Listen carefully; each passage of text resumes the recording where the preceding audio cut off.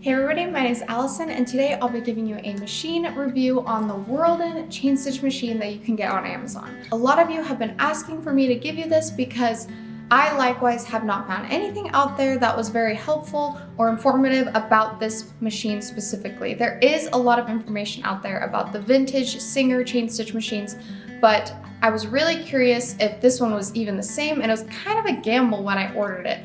But I'm going to be giving you a complete rundown of the machine. Even though I don't have a Singer Chainstitch machine, after all of the videos that I've watched and actually seeing this one in person, they are very, very similar. So without further ado, let's get started.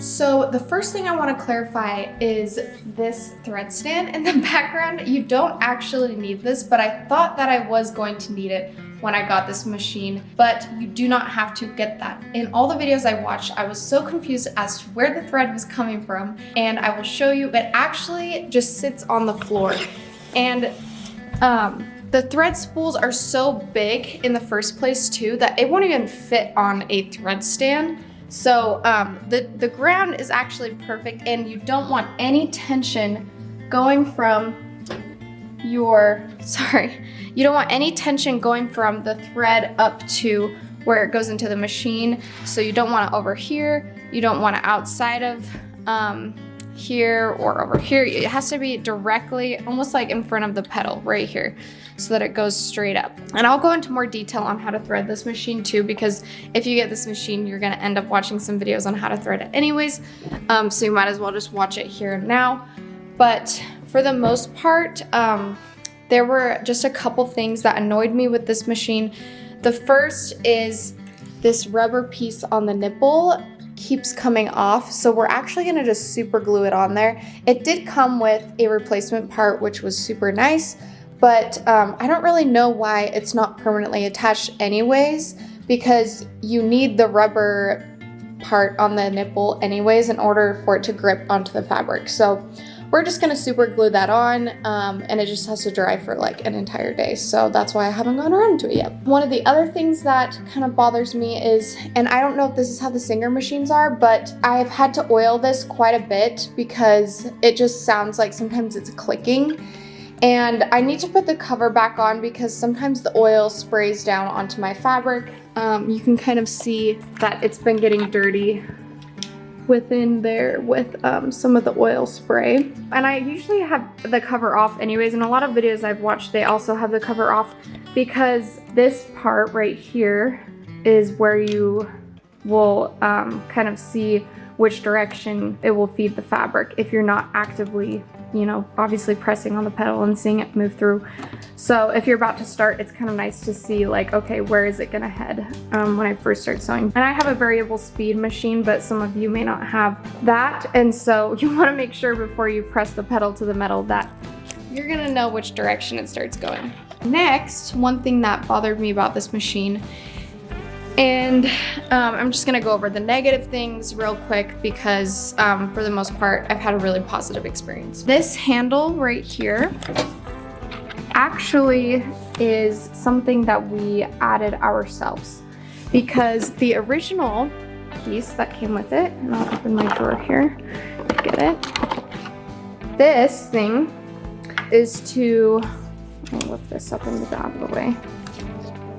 That is to rotate this plate. So when you tighten it up in the machine or when you loosen it, that is to allow you to, see, it already came off again, so annoying.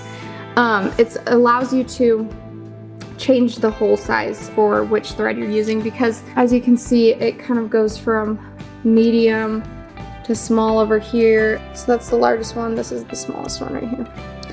So if you're using a thicker thread, like for example, this one is the moss stitch thread, even though I use it for chain stitch a lot as well, you want to use a bigger hole for that. And then for the chain stitch thread, which is a little finer, a little bit more smooth, as you can see the difference right there, that one you'll want a smaller hole.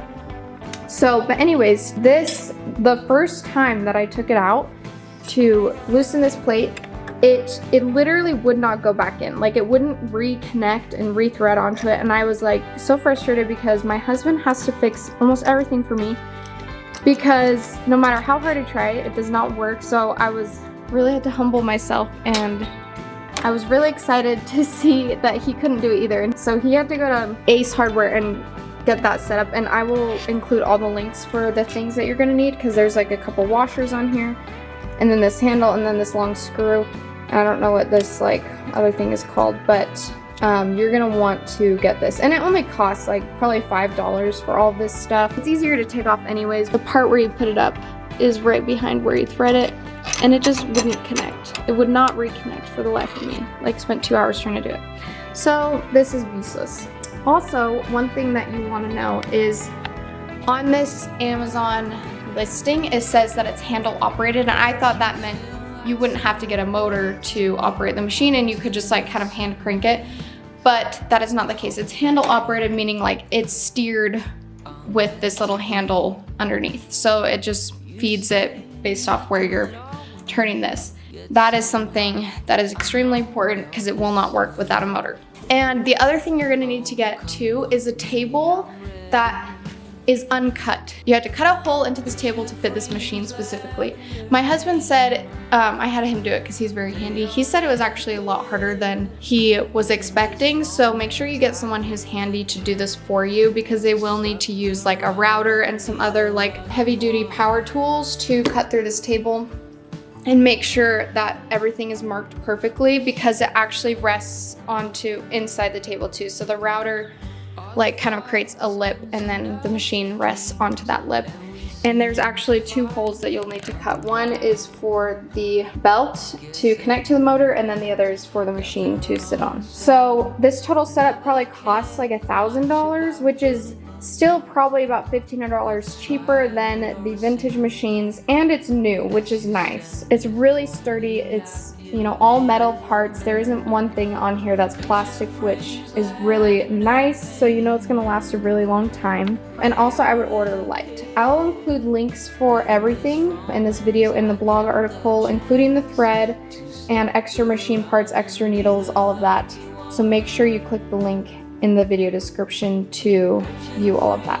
Now I will show you how to thread this machine. So once again, your thread has to be on the floor. There cannot be anything getting in the way because it needs to go directly above into the machine so that there's no obstructions or tension happening elsewhere. So you want to make sure you have a clean edge with your thread, because this thread is really fuzzy. So you're going to want to first put it through this plate right here. See that little hole? So you'll put it through there, okay? And then it's gonna go around this thing and under this bar right here, and then through here, and then you're gonna put it through this thing. So it's just gonna go straight to this. You know, this thing that I was showing you earlier, I have it moved so that you can see really easily what's going on. And then you're gonna put it through this thing. The next part is going to be using the little wire threader that came with the machine. And I will recommend ordering more when you order this thread, because they have extra parts. I can't find them anywhere else. But I actually lost mine, so my husband made me some out of some guitar strings. So if you're in a bind, and then tie a ribbon onto it so you don't lose it. Okay, so there is a smaller hole that's underneath this plate that rotates around, okay? And once it's on its way back this direction, you'll see a little hole inside of this one. Okay, you see that hole right there that just popped up in there? Once that's there, then you use this wire to go down into that hole. If you try and thread it without going through those 2 holes, then it will not work properly. And it will come out this part underneath your machine. You're going to use the little hook on this, like that. So now that the little wire has grabbed it, now I can pull it up. So it pulls it through that the outer hole. Now you're going to turn the wheel by hand and push the needle down into the inner hole, and it's going to grab this thread and pull it up. But if you're having issues with the needle grabbing onto that thread down into there, You can use this to kind of twirl the hook around like this, and it will like hopefully grab that thread and then pull it up. Now, one important thing to note is when your handle is at 6 o'clock and this is pointing at 6 o'clock, that's when you know it's at a true 6 o'clock. Your needle, when you're doing a chain stitch, has to be pointing towards you like this, okay? Then you can do a proper chain stitch. If you're trying to do a moss stitch, you're going to loosen this screw right here, which is, this is your needle, it's massive. You're gonna unscrew this and then turn this so that the hook is facing backwards at 12 o'clock. And then the other thing you're gonna need to do when you're switching to a moss stitch is you're gonna take this thing and pull it and rotate it around this screw, and then it will go back into this notch like that. When you want to go back to the chain stitch function, you're going to pull this again like that and twist it till it locks into that other notch. If you're ever having issues with the thread like knotting up or just not creating that chain, I would check that to make sure it's properly positioned for whatever stitch you're doing it. Okay, and that's all you have to do to switch between moss stitch and chain stitch. So now I will show you a sample of how this machine sews. Now, when it comes to the fabric, right fabric to use, I have heard some people say, oh, you need to get a specific kind of felt, or you know, you need to sew on this type of fabric, but I am like, well, what if I want to sew on like to a jacket or something? You don't have to sew on a specific kind of felt, okay? I haven't had any issues with sewing on just regular felt from Joann's or straight onto a jacket. I've sewed on a knit t-shirt, I've sewed on denim, and all of them have worked, okay? To lower the presser foot, you're going to use this handle in the back. Also, when you turn the wheel, that will raise the presser foot because that's how it feeds through. It lifts the presser foot, and there's no like foot on the bottom like feeder like a normal lock stitch machine. The only thing that moves the thread is this thing going like this. You just want to make sure you know which direction you're going before you start sewing. I'm just gonna go straight, so, and this is what it looks like. And then you just turn the wheel like this. Let's see how far away I can get while still reaching the foot. So you just use this to control the machine and do those designs that you want. Now you can sew over the top of the chain to layer and double up, or and the reason I actually kind of like this moss stitch thread for the chain is it's really thick. It's not thin and sparse. It's really pretty, but if you're trying to do like really small lettering, I do recommend getting that finer thread. But this, for the cost and the amount of thread you get, is a much better deal than that other one. The other one's much nicer, so I usually try and save that for like better designs. But yeah, this is how it works. Super exciting, it's really fun. Endless possibilities with embroidering, so you don't have to stick to those really ugly computerized designs that come with any home sewing chain stitch machine. You can literally do anything you want, and it looks and feels so much better than a satin stitch. So I love my machine. Obviously, it's a discounted Chinese version of the Singer, so it probably isn't as durable, but it's still considered an industrial machine. I will have to give you an update on this review like a few years from now to see how it's holding up still, but I've had it and been using it pretty harshly for the last couple of months, and it's held up really well. I haven't had any problems with it at all. I hope you guys liked this video and you found it really helpful. If you have any questions, just comment them and I will do my best to answer any questions that you guys have.